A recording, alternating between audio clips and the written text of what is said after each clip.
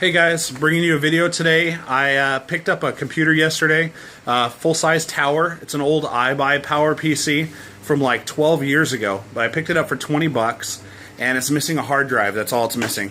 So we're going to clean it up, see if we can get it working, and then see if it'll play Fortnite. So that'll be kind of interesting. This is an old IBUYPOWER NZXT case. Picked this up for $20. You can see it's got a crack here on the side panel, and it's got some scuffs and some marks on it. So we're going to open it up and see exactly what kind of components we have on it. So it looks like it has a 800 watt power supply in this thing.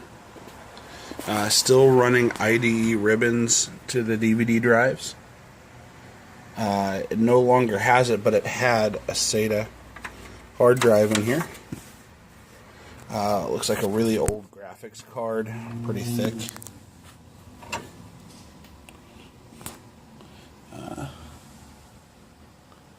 It's got a video capture card inside of it.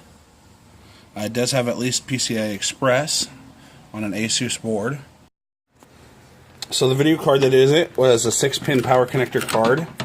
It is a NVIDIA XFX 8800 GTS. Alpha Dog Edition. These things aren't really useful at all anymore. I believe they're DirectX 9 on here. But one of the interesting things is this has some of the first SLI setups. You can run up to 2 video cards in here, one in the lower and one in the upper. And depending on, you can pull this chip out and flip it over. It'll tell it if it's running a single card or dual video cards. It was a really interesting setup that it went away almost 10 years ago. So that was kind of cool. So we're going to go further in, and the memory inside of it is DDR2. These are Corsair 800 megahertz 1 gig sticks. So it has 4 1 gig sticks of memory in this board. And DDR2, they stopped using that quite a while ago. But if it has a hot enough processor, it still could run basic games. I would rather have 8 gigs of memory, but 4 gigs is not too bad still for basic stuff.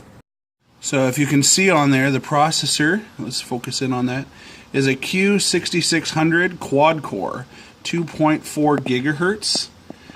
You can actually overclock these quite a bit. I've had them up to almost 3.2, and they're pretty solid for an older processor, especially running DDR2. So that'll be interesting if this posts. I can clean this all up, put some new thermal compound in there. It should be able to run, it might even be able to run Fortnite, but probably not with that old video card. But we'll see if this $20 computer can even run Fortnite. Oh, it errored out. Okay, so the error on the screen says that we're out of video memory. So with the 8800 GT in it, it's only 650 megs of memory. So we are going to try using a different one. This is a 1 gig card. This is a little one that we had lying around. I looked up the specs online, and it's an Radeon graphics card, like an HD 5450, 1 gig DDR3, and it might even be DirectX 11 compatible. So we're going to try using this little tiny card next. Nothing special, but let's see if that works. If that gets us past the loading screen, because we're just running out of memory under 1 gig. We have the drivers installed now. You can see how small that video card is inside this case. It's a really basic system. We're going to look on the screen under the settings, and we are running a Intel Core 2 Quad Q6600. It's normally 2.4 gigahertz, but it's overclocked to 2.88.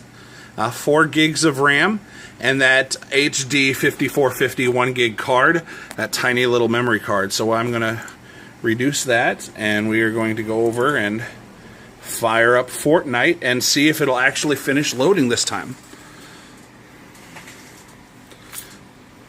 So I usually used to get up to like 97%, and then it would crash because of video memory. Alright, nothing's popping up yet. Come on. You can do it. Oh, that's a good sign.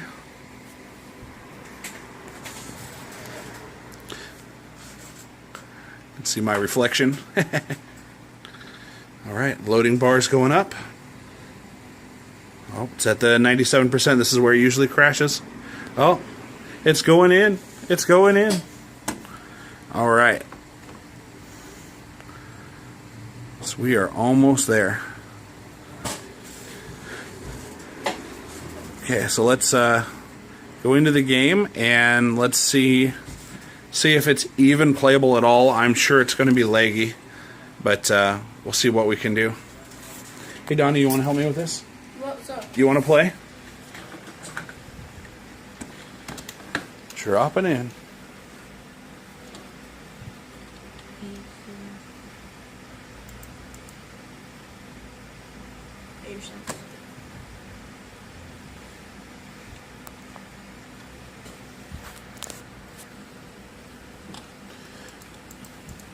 Pretty laggy compared to your i7 computer? Yeah, but it works. It's not bad. Okay. Mine's like on Christopher's laptop. No joke. It's M, isn't it? M for map? Because normally it's tab, I think, but you just moved it, right? Moved it. It's not bad. It's between 10 and 20 frames a second.